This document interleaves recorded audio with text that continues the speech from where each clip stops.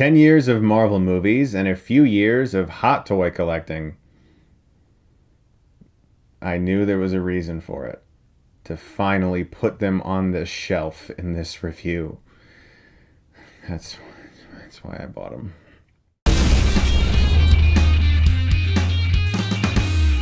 Avengers Infinity War might be a very anticipated film that a lot of people have been looking forward to. It's directed by the Russo brothers and stars everyone. And as most of you know from the trailers, Thanos is trying to collect all of the Infinity Stones so that he can punch people a lot and blow stuff up, and he's a big bad person, and it's a big movie, and it's going to be hopefully really good. And for the most part, Marvel has done a really good job of understanding what these characters are to so many fans around the world, and making a lot of unpretentious movies that are just a lot of fun. And Infinity War is another one of those. This is a very fun and exciting movie, if you view it specifically as what it is. An action movie with a bunch of superheroes and a lot of craziness happens that I can't really get into because spoilers are bad and I don't want to ruin anything for anybody. There's definitely an argument to be made about whether or not it's even worth it to review a movie like this, if there's any merit to the actual review if you can't get into spoilers, because there's so much I'd love to talk about, but I can't because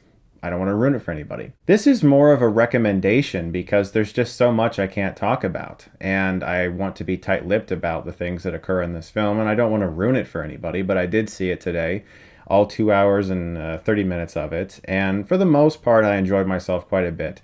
My biggest issues with the film, look at those out of the way first. It can be a bit uneven. By taking all of these characters that have been set up by other writers and other filmmakers and putting them under the control of a few writers and a few filmmakers, it can make people do things that seem out of character for what we're accustomed to, because now we have a new group of filmmakers taking over a whole bunch of different people that have already been introduced in other films. We have Doctor Strange, Scott Derrickson made a very good movie. The Guardians, James Gunn made 2 good movies. And now they're all in one place, and sometimes the characters don't always act the way you expect them to act. And the first half of the film does feel a little clunky at times because we're balancing a lot of really harsh emotions.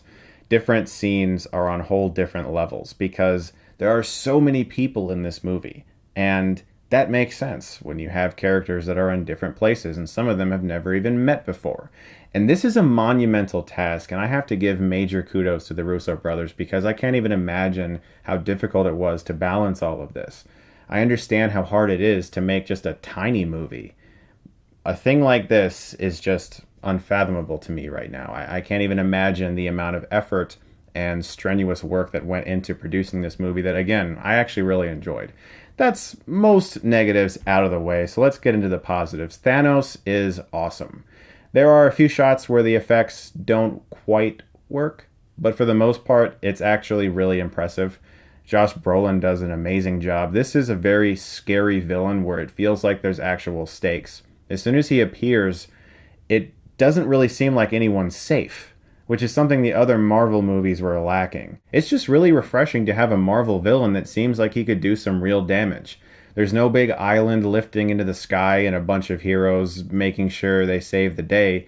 This is a film about desperation. All of these characters are just trying to figure out what they can possibly do, and a lot of them are scrounging for any details they can learn about Thanos because this is a very contained film, surprisingly. And the fact that it is so breakneck for all of the people in the movie, it doesn't really give them a chance to breathe.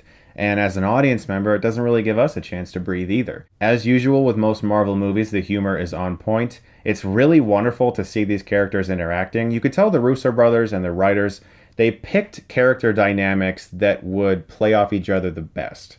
They placed certain characters in other places, and they all have their own little adventures they're trying to do with the ultimate goal of discovering how they can defeat Thanos. By taking these people and separating them into groups, the writers were able to maximize the humor they got out of those groups, and that really helped the movie be a lot more entertaining than I thought it was going to be, because it does kind of market itself as a very dark and dour film.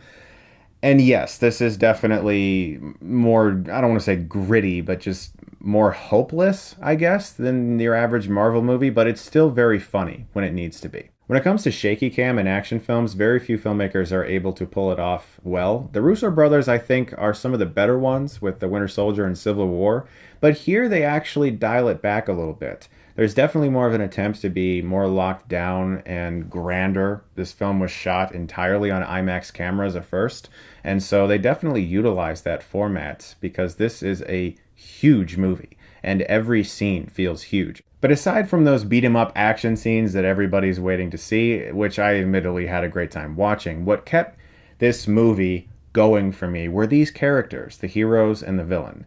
And that's something the MCU has relied on a lot. Since we all have been kind of built up to enjoy these characters since the beginning, and we've seen them through so many adventures, the film doesn't always have to worry about setting things up, and we can just place them in an environment and see what they would do.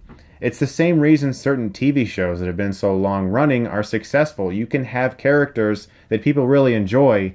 Maybe they're not doing something as interesting as other episodes, but because you like those characters already, you're having a better time watching it, no matter what they're doing exactly. I think overall Infinity War is going to please most people. It has some very shocking elements. It has a few disappointing elements. Some characters do things that, as I said, seem out of character, but beyond that, this is a blast of a Marvel movie that does have some issues, but in the long run, I'm excited to see it again. And I want to see what happens next, because I really have no idea what they're going to do. And that's a rarity. That's one of my biggest praises to Infinity War, is that I really don't know where they're going to go. I have no clue. I'm going to give Avengers Infinity War a B+. I really had to commend the Russo brothers for being able to balance everything as well as they did, despite some uneven elements.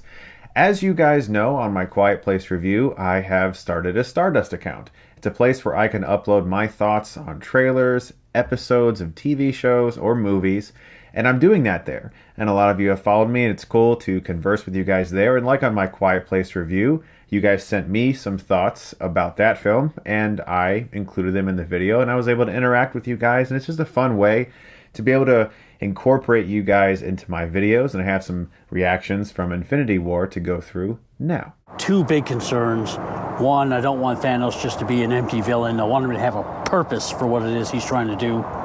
And two, looks like there are far, far too many characters in this movie. I don't want it to be Iron Man 6 with Tony Stark, Captain America, and about 127 cameos. That's my biggest concern right now. Totally understand those worries. I think that they pulled off Thanos. I think he's pretty intimidating, and this did not feel like another Iron Man movie or another Captain America movie. Everyone got their chance to shine, really.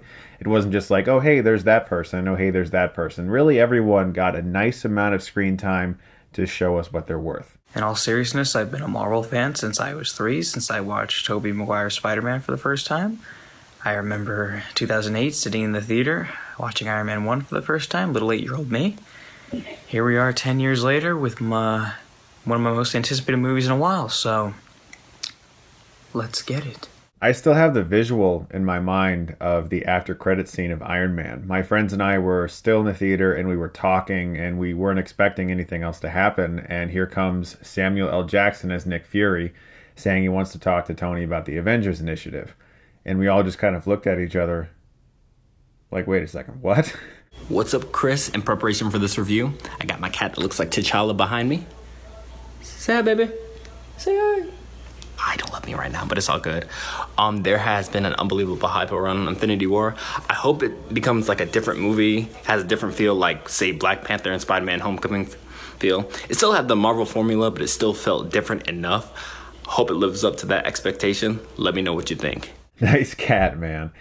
I think this film does feel unique, mostly because of Thanos and the fact that it actually explores his mind a little bit. He's not just big, strong punch guy. Like, he actually has an interesting backstory. And they did a good job of personalizing this film for him. And so I do think it feels fresh in that way, even though it definitely has a lot of the same things we expect to see in a Marvel movie. A little nervous about Avengers Infinity War. Not that I haven't enjoyed other Marvel movies, I think they're perfectly fine, passable fun. However, I do feel that this movie looks like it's going to be really overcrowded and really messy, and potentially even sort of undermine its own tone, because it's going for a darker tone when a lot of what's been set up in the MCU at least has been very lighthearted and sort of setting up these heroes as invincible. So I think that the tone switch might not actually work and might play out really badly All valid concerns, and there are times where the film definitely suffers from an issue of different tone.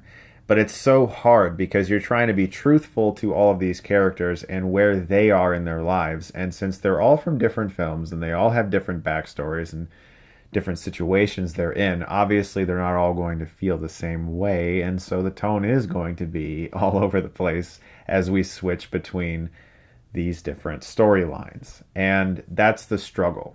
I think that probably the Russo brothers had a lot of meetings about that, and they have done a pretty great job of balancing it, I'd say. Guys, thank you so much for watching this review. Please do follow me on Stardust. There's a link for that in the description below. There I can talk about tons of things, and it's just a nice platform for me to be able to talk about things that I don't always do YouTube videos about. Guys, thank you so much as always for watching. Look forward to more reviews very soon. Thank you to everybody who sent in reactions. You guys are the best, and if you like this, you can click right here and get Stuckmanized.